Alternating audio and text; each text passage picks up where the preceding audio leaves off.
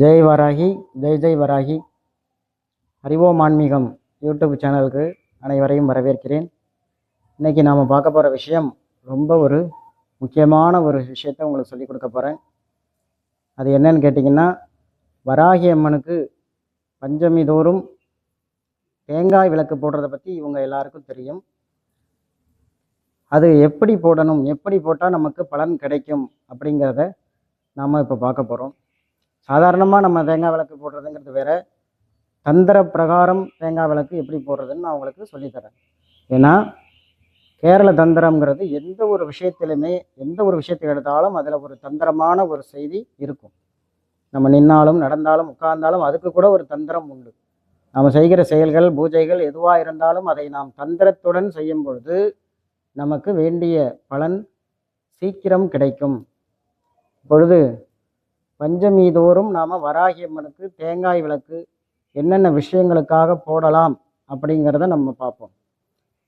முதல் விஷயம், நமக்கு ஒரு அரசாங்க வேலை கிடைக்கணும் அப்படின்னா அதுக்கு இந்த தேங்காய் விளக்கு போடலாம். இல்லை வேறு ஏதோ ஒரு வேலை நம்மளுக்கு கிடைக்கணும், வேலை இல்லாமல் இருக்கிறோம் அப்படிங்கிறப்ப நம்ம தேங்காய் விளக்கு போடலாம். இல்லை ஒரு நிரந்தரம் இல்லாத ஒரு வேலையில் இருக்கீங்க, உங்களுக்கு பணி நிரந்தரம் கிடைக்கணும் அப்படின்னா அதுக்கு தேங்காய் விளக்கு போடலாம். அடுத்தது, ரொம்ப நாட்களாக திருமணம் ஆகாமல் இருக்கிறது அப்படின்னா நீங்கள் தேங்காய் விளக்கு போடலாம். அதுபோல் பல வருடங்களாக குழந்தை இல்லாமல் இருக்கீங்க அப்படிங்கிறப்ப அதுக்கும் நீங்கள் தேங்காய் விளக்கு போடலாம். அதுபோல் நீண்ட நாட்களாக உங்களுக்கு ஒரு வீடு மனை வாங்க வேண்டும் என ஒரு ஆசை, அதை வாங்க முடியல அப்படிங்கிறப்ப அதுக்காகவும் நீங்கள் தேங்காய் விளக்கு போடலாம். இது மாதிரி உங்களுடைய விருப்பங்கள் எதுவாக இருந்தாலும் அதை வேண்டிக்கிட்டு நீங்கள் தொடர்ந்து இந்த தேங்காய் விளக்கு வராகியம்மன் ஆலயத்தில் சென்று போட்டு வரும்பொழுது உங்களுக்கு தேவையான பலன் கண்டிப்பாக கிடைக்கும். அதில் எந்த சந்தேகமும் இல்லை. அதுபோல் இந்த தேங்காய் விளக்கை எல்லாரும் நிறைய பேர் வீட்டிலே செய்யலாமா, என்னால் கோயிலுக்கு வர முடியல, ராத்திரியில் பூஜை நேரத்துக்கு எங்களால் வர முடியல, அதனால் வீட்டிலேயே இந்த தேங்காய் விளக்கை போடலாமா அப்படின்னா அது அவ்வளவு சிறப்பு கிடையாது. வீட்டிலையும் போடலாம், ஆனால் அது சிறப்பு அல்ல. பரிகாரம் அப்படின்னு வந்துட்டாலே, நம்மளுக்கு ஒரு பலன் வேணும், ஒரு பரிகாரம் செய்யணும் அப்படின்னாலே நம்ம கோவிலுக்கு போய் தான் அந்த பரிகாரத்தை செய்ய வேண்டும். வீட்டில் செய்வது சிறப்பு கிடையாது. நம்ம மன திருப்திக்கு வேணால் வீட்டில் செஞ்சுக்கலாம், ஆனால் உங்களுக்கு பலனுக்காக போடுறீங்கன்னா கண்டிப்பாக கோயிலுக்கு சென்று உங்கள் அருகில், வீட்டுக்கு அருகிலேயோ அல்லது எங்கே வசதிப்பட்ட இடத்துல போய் அங்கே வராகி அம்மன் கண்டிப்பாக எல்லா சிவாலயத்திலையும் வராகி சப்த மாதாக்களோடு இருப்பாங்க. அந்த இடத்துக்காவது போய் நீங்கள் இந்த தேங்காய் விளக்கை தொடர்ந்து செஞ்சுக்கிட்டு வாங்க. செய்யும் பொழுது உங்கள் பலன் கட்டாயம் நிறைவேறும். தாந்திரீகமாக நீங்கள் எப்படி இந்த விளக்கு போடலாம் அப்படிங்கிறத உங்களுக்கு சொல்லி கொடுக்க போகிறேன். அதுக்கு என்னென்ன பொருள்கள் வேணும் அப்படிங்கிறத நம்ம பார்த்துருவோம். முதல்ல இது மாதிரி ஒரு பாக்கு மட்டை பிளேட்டு இது மாதிரி வாங்கி வச்சுக்கோங்க. பாக்கு மட்டை பிளேட்டு இல்லைன்னா நீங்கள் சில்வர் தட்டு கூட வச்சுக்கலாம். ஆனால் நீங்கள் விளக்க கோயிலில் வச்சுட்டு போகிறப்ப சில்வர் தட்டை நீங்கள் திருப்பி எடுத்துகிட்டு போகிற மாதிரி இருக்கும். இந்த மாதிரி பாக்கு மட்டை பிளேட் வச்சுக்கிட்டிங்கனாக்கா அதை கோயிலே வச்சுட்டு போயிடலாம். இந்த மாதிரி பாக்கு மட்டை பிளேட்டு ஒன்று வேணும். இந்த மாதிரி ஒரு நுனி இலை, வாழை இலையுடைய ஒரு நுனி இலை வேணும். இந்த நுனி எப்படி போடணும்னா, இந்த நுனி கிழக்கு நோக்கி இருக்க வேண்டும். அதுதான் கவனிக்கணும். இந்த நுனி ஒன்று கிழக்கு நோக்கி இருக்கலாம், இல்லை வடக்கு நோக்கி இருக்கலாம். இப்போ நான் கிழக்கு நோக்கி இந்த நுனி இருக்கிற மாதிரி உங்களுக்கு வச்சுருக்கேன். அடுத்தது என்ன வேணும் நம்மளுக்குன்னா, இந்த மாதிரி நெல் அவசியம் இந்த நெல்லை பயன்படுத்தி பாருங்கள். நிறைய பேர் என்ன பயன்படுத்துகிறாங்க, அரிசி பயன்படுத்துகிறாங்க அல்லது பொரி வச்சு பயன்படுத்துகிறாங்க. ஆனால் இந்த நெல்லில் ஒரு தாந்திரிகம் இருக்குது. என்ன அது அப்படின்னா, நீங்கள் சாதாரணமாக அரிசியை பயன்படுத்தும் போது இந்த அரிசி இந்த நெல் விதையாக இருக்குது. இந்த அரிசி அதை தோல் நீக்கிட்டோம்னா அந்த அதோட முளைப்பு திறன் போயிடுது. அப்புறம் அது அரிசி மறுபடியும் முளைக்காது. ஆனால் இந்த நெல் மறுபடியும் முளைக்கக்கூடிய திறன் உள்ளது. அதனால் நம்மளுடைய பிரார்த்தனை விருத்தி ஆகணும். ஒரு குழந்தை பாக்கியம் வேணும் அப்படின்னா அது விருத்தி ஆகணும். நம்மளுக்கு காசு பணம் வேணும் அப்படின்னா அது விருத்தி ஆகணும். வேலை கிடைக்கணும், அது விருத்தி ஆகணும் அப்படின்னு அந்த விருத்தின்னா பெருகிறது. அந்த மாதிரி பெருகணும் அப்படின்னு நீங்கள் நினச்சிங்கனாக்கா நெல்லை பயன்படுத்துங்க. நெல்லெல்லாம் எங்களுக்கு வாங்க முடியாது, கிடைக்கல அப்படின்னாக்கா நீங்கள் அரிசியை பயன்படுத்திக்கலாம். இப்போ நான் இங்கே உங்களுக்கு நெல் வச்சுருக்கேன். அதுபோல் தேங்காய் விளக்கு போடுறதுக்கு தேங்காய் வேணும். அதுக்கு ஊற்றுறதுக்கு நெய், அல்லது நல்லெண்ணெய், ரெண்டும் தான் யூஸ் பண்ணணும். நெய் ஊற்றணும், இல்லைன்னா நல்லெண்ணெய் யூஸ் பண்ணணும். வேறு பொருள்களால் தேங்காய் விளக்கு கண்டிப்பாக ஏற்றவே கூடாது. அடுத்தது ஒரு முக்கியமான தாந்திரிகம் உங்களுக்கு நான் சொல்லி தரப்போகிறேன். என்ன அப்படின்னாக்கா, இப்போ உங்களுடைய பலன் கிடைக்கணும் அப்படின்னா என்ன பலன் உங்களுக்கு வேணும்? கல்யாணம் ஆகணுமா, குழந்தை பிறக்கணுமா, இல்லை வேலை கிடைக்கணுமா அப்படின்னா இந்த மாதிரி ஒரு ஷீட் எடுத்துங்க, ஒரு வெள்ளை பேப்பர். அந்த வெள்ளை பேப்பரில் உங்களுடைய நட்சத்திரத்தை எழுதிங்க. இப்போ நான் ஒரு நட்சத்திரம், பூர நட்சத்திரம், பூரம். அடுத்தது ராசி, பூர நட்சத்திரம், சிம்ம ராசி. அடுத்தது பெயர் எழுதிங்க. பெயர் வந்து மீனாட்சி. பூர நட்சத்திரம், சிம்ம ராசி, மீனாட்சி, இப்படி பேர் எழுதிக்கிட்டு வேலை கிடைக்க வேண்டும் அப்படின்னா அதுக்கு கீழே வேலை கிடைக்க வேண்டும்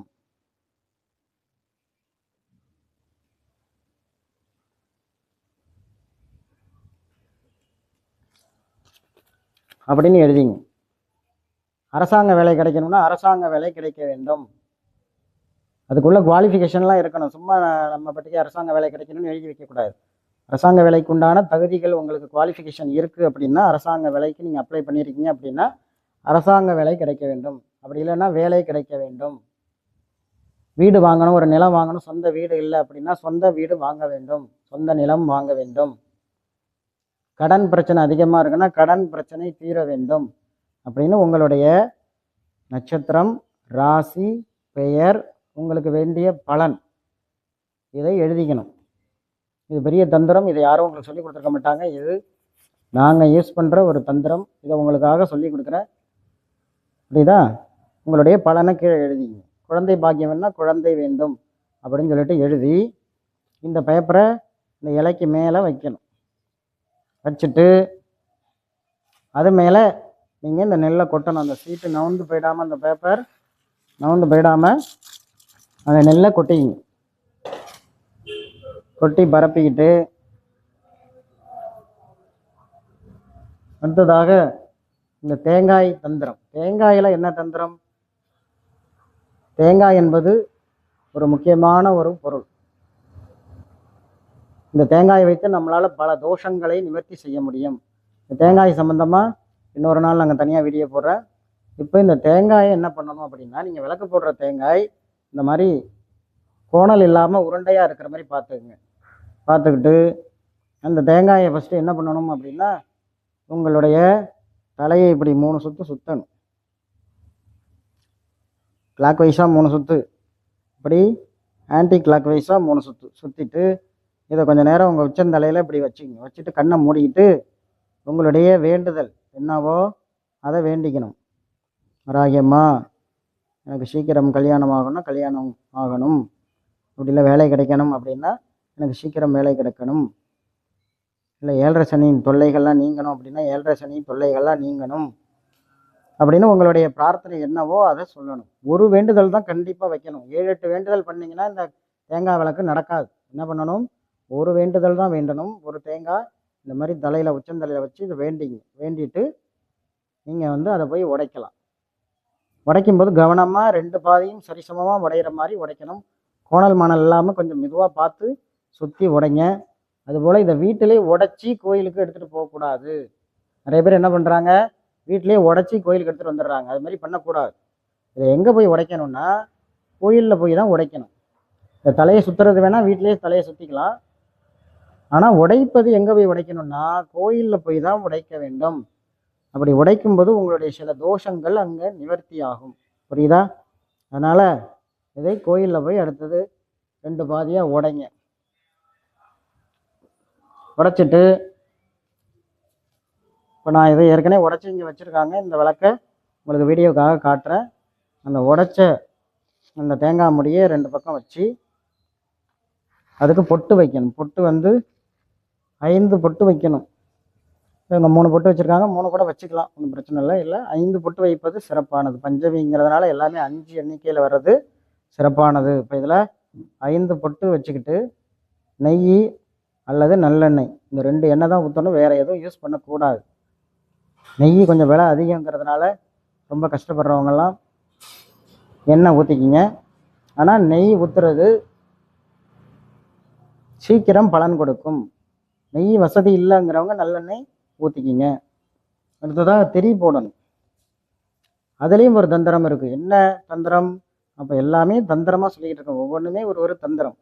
திரி போடுறது என்ன பண்ணணும்னு கேட்டிங்கன்னா, ஒரு திரி போடக்கூடாது, 2 திரி போடணும். எப்படின்னா, ஒன்று சக்தி சிவன், சக்தியும் சிவனும் சேரணும். அப்போ தான் நம்மளுக்கு எந்த பலனும் கிடைக்கும். அதனால் பாருங்கள், ஒரு விளக்கில் 2 திரி, 2 முகம் கிடையாது, 2 திரியை இப்படி சேர்த்து ஒரு முகம் போடணும். 2 திரியை இப்படி சேர்த்துக்குங்க. சேர்த்துட்டு ஒரு முகம் போட்டால் போதும்.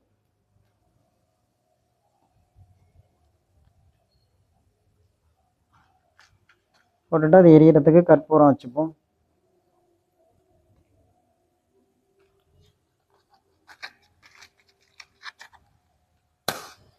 கற்பூரம் வச்சுக்கிட்டு இப்போ வராகி அம்மாவை நினச்சிட்டு, வராகி அம்மா போற்றி ஓம், வராகி தாயே போற்றி ஓம் அப்படின்னு நீங்கள் தமிழிலே சொல்லலாம். ஓம் வராகி தாயே போற்றி ஓம் அப்படின்னு சொல்லி தீபத்தை ஏற்றுங்க.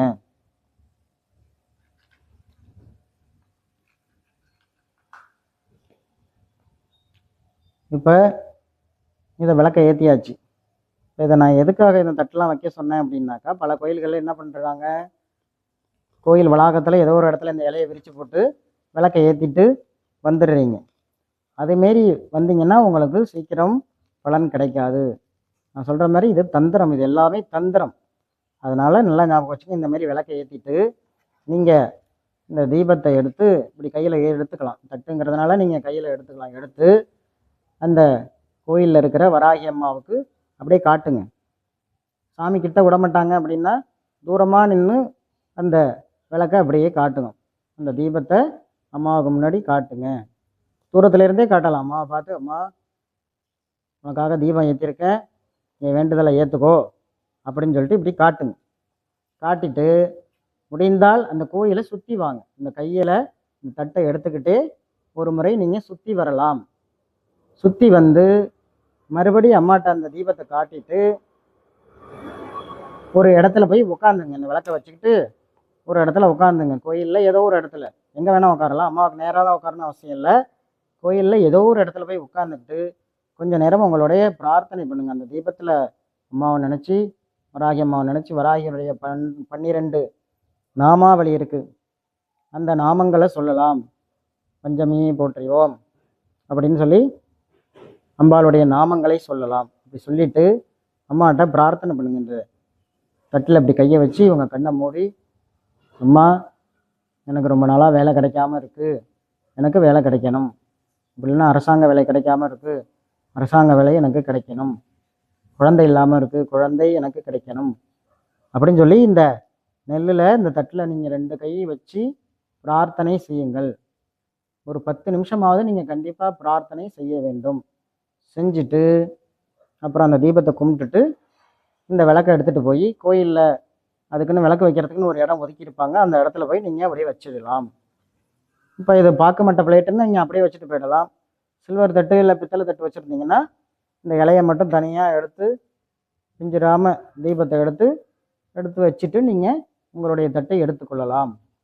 இதுபோல் நீங்கள் இந்த விளக்கு வழிபாடை மாதம் 2 பஞ்சமி வருது இல்லையா, அந்த 2 பஞ்சமியிலையும் செய்யுங்க. செஞ்சுக்கிட்டு எத்தனை வாரம் செய்ய வேண்டும் அப்படின்னா, உங்களுக்கு பலன் கிடைக்கும் வரை செய்ய வேண்டும். சில பேருக்கு 5 பஞ்சமியிலே கிடைச்சிரும், சில பேருக்கு 9 பஞ்சமியில் கிடைக்கும், சில பேருக்கு ஒரு பஞ்சமியில் கூட கிடைச்சவங்க கூட இருக்காங்க. அது அவங்களுடைய கர்ம வினை பயன் பிரகாரம் நடக்கும். உங்களுடைய பாவ வினைகள் எவ்வளோ இருக்கோ அதுக்கு தகுந்த மாதிரி தான் அது நடக்கும். அதனால் சீக்கிரம் நடக்கலையேன்னு கவலைப்படக்கூடாது, புலம்பக்கூடாது, சாமியை குறை சொல்லக்கூடாது. அப்படி நீங்கள் அவநம்பிக்கை அடைஞ்சிங்கன்னா உங்கள் பலன் கண்டிப்பாக நடக்காமே போயிடும். அதனால் தெய்வ வழிபாடு என்பது நம்பிக்கை சம்பந்தப்பட்டது. உங்களுடைய தெய்வ நம்பிக்கை எந்த அளவுக்கு ஆழமாக இருக்கோ அந்த அளவுக்கு உங்களுக்கு சீக்கிரம் பலன் நடக்கும். புரியுதா? அதனால் அவநம்பிக்கை அடையாமல் தொடர்ந்து இந்த தேங்காய் விளக்கு தீபத்தை செஞ்சுக்கிட்டு வாங்க. நம்மளுடைய வராகி அம்மன் ஆலயம் திருவாரூர் மாவட்டம் கீழே காவாதுகுடி என்ற கிராமத்தில் தியாகராஜர் கோயிலுக்கு ஒரு 2 கிலோமீட்டர் தொலைவில் இந்த கோயில் அமைந்திருக்கிறது. முடிஞ்சவங்க இந்த கோயிலுக்கு எப்பயாவது ஒரு தடவையாவது வந்துட்டு போங்க. ரொம்ப விசேஷமான வராகியம்மன் ஆலயம் இந்த ஆலயம். முடியாதவங்க அருகில் இருக்கிற வராகியம்மன் கோயிலுக்கு போய் இந்த தேங்காய் வழிபாடை செய்துக்கிட்டு வாங்க. எல்லா மக்களும் வந்து அன்றாடம் தங்களுடைய குறைகளை எல்லாம் சொல்லிக்கிட்டு இருக்கீங்க. உங்களுடைய குறைகள் நிவர்த்தி ஆகிறதற்கு இந்த தேங்காய் விளக்கு வழிபாடு ஒரு பெரிய பலனை சீக்கிரம் உங்களுக்கு பெற்றுத்தரும் என்பதில் கொஞ்சம் கூட சந்தேகமே கிடையாது. நம்பிக்கையோடு செஞ்சுக்கிட்டு வாங்க. நான் சொன்ன இந்த தந்திரங்களை பயன்படுத்துங்க. அதுபோல் இந்த விளக்கில் இன்னும் எக்ஸ்ட்ராவாக நீங்கள் வைக்கலாம்னா இந்த மாதிரி ஜனங்கள் வைக்கிறது வாழைப்பழம், வெத்தலை பாக்கு இதெல்லாம் கூட வைக்கலாம். அது உங்கள் இஷ்டம். இந்த மாதிரி வெத்தலை பாக்கு வைக்கலாம், இதில் வாழைப்பழம், சில பேர் மாதுளம்பழம், ஏதோ ஒரு பழங்கள் வைக்கிறாங்க, இல்லை பூக்கள் வைக்கிறாங்க. இதெல்லாம் எக்ஸ்ட்ரா நீங்கள் வச்சுக்கணுன்னா வச்சுக்கலாம். அது உங்களுடைய மன விருப்பம். அதுபோல் இதில் காசு அவசியம் வைங்க. இந்த தட்சணை ஏதாவது இந்த தட்டில் இருக்கணும். எதனால் அப்படின்னா, நீங்கள் அந்த விளக்கு வச்சுட்டு போயிடுவீங்க இல்லையா, அந்த விளக்கை சுத்தம் பண்ணுறவங்களுக்கு அந்த கோயிலில் என்ன பண்ணுவாங்க, அவங்களுக்கு சம்பளம் கொடுப்பாங்க. அவங்களுக்கு சம்பளம் கொடுக்க காசு வேணும் இல்லையா, அதுக்கு அந்த விளக்கெல்லாம் சுத்தம் பண்ணுறதுக்கு ஒரு தட்சணை மாதிரி அதில் ஏதாவது ஒரு காசு வச்சுருங்க. தட்சணை அதில் ஏதாவது வச்சிங்கன்னா அந்த விளக்கை சுத்தம் பண்ணுறவங்களுக்கு அது ஒரு சம்பளம் மாதிரி கிடைக்கும். அதனால் எல்லாருக்கும் வராகியம்மன் அருள் கிடைக்கணும். ஆலயத்தில் தொடர்ந்து சென்று பஞ்சமி தோறும் வராகி அன்னையை வழிபட்டு வாருங்கள். இந்த தேங்காய் விளக்கை ஏற்றி எல்லோரும் நன்மை அடையணும்னு வராகி அம்மாவை பிரார்த்தனை பண்ணிக்கிறேன். உங்களுடைய அறிவோம் ஆன்மீகம் யூடியூப் சேனலை சப்ஸ்கிரைப் பண்ணுங்கள், ஷேர் பண்ணுங்கள். உங்களுடைய சந்தேகங்கள் இருந்தாக்கா கமெண்ட்டில் சொல்லுங்கள். நன்றி, வணக்கம்.